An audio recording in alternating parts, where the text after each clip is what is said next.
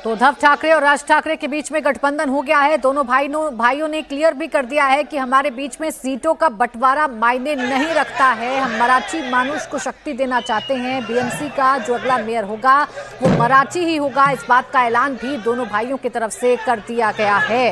कांग्रेस अकेले चुनाव लड़ने का ऐलान कर चुकी है। ये भी अपने गठबंधन के बारे में उद्धव ठाकरे की तरफ से बताया गया। पूरा परिवार देखिए आज एक साथ है, पूरा परिवार एक साथ है। राज ठाकरे अपनी पत्नी के साथ हैं, उद्धव ठाकरे भी अपनी पत्नी और बेटे के साथ हैं और पूरा परिवार एक साथ आकर जो खोई हुई विरासत है कहीं ना कहीं उस विरासत को फिर से संजोने की कोशिश करेगा। बाला साहब ठाकरे के नाम पर ये दोनों ही चेहरे एक हो चुके हैं, परिवार एक हो चुके हैं, लेकिन 20 साल से जो दूरी इन दोनों के परिवारों में थी, 20 साल से जो एक दोनों के प्रति कड़वाहट थी, कार्यकर्ता एक दूसरे के प्रति लड़ा करते थे, क्या वो कड़वाहट महज इस गठबंधन के बाद दूर हो जाएगी? क्या कार्यकर्ताओं के दिल मिलेंगे? ये भी एक सवाल है।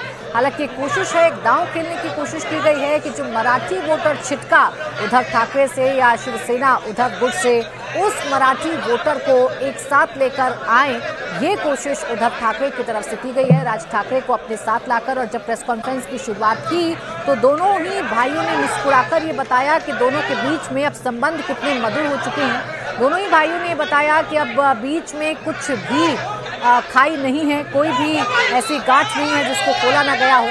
और जब सीट बंटवारे को लेकर इनसे सवाल पूछा गया तब भी दोनों भाइयों की तरफ से जवाब दिया गया कि सीटों के बंटवारे को लेकर किसी भी तरीके का कोई झगड़ा नहीं, कौन कितनी सीट पर लड़ेगा ये अभी तय नहीं किया गया है, क्योंकि हम दोनों के बीच में सीटों का बंटवारा मायने नहीं रखता है। राज ठाकरे ने कहा कि महाराष्ट्र इसी दिन का इंतजार कर रहा था, मुंबई का मेयर मराठी होगा और हमारा होगा, किसी भी झगड़े से बड़ा महाराष्ट्र है। कौन कितनी सीट लड़ेगा ये अभी तक तय नहीं किया गया है।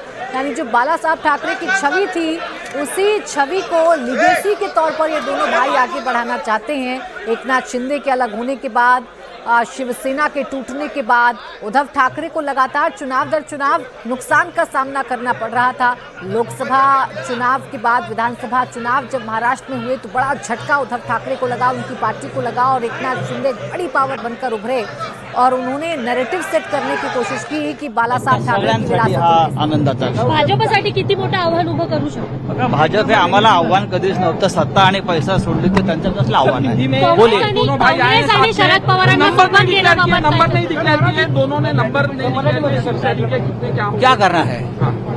नंबर शेयरिंग जो होता है। तो ये प्रेस कॉन्फ्रेंस खत्म हो चुकी है। उद्धव ठाकरे, राज ठाकरे के साथ पूरा परिवार एक मंच पर एक दूसरे से गले मिलते हुए नजर आया। वो परिवार जो 20 सालों से दूर था, वो परिवार जो 20 सालों से एक दूसरे के खिलाफ लड़ रहा था, वो दो भाई जो राजनीतिक लड़ाई लड़ रहे थे, दोनों के बीच में काफी मतभेद थे। आज वो दोनों भाई एक साथ आकर मराठी वोटर्स को एकजुट करने की कोशिश कर रहे हैं बाला साहब ठाकरे के नाम।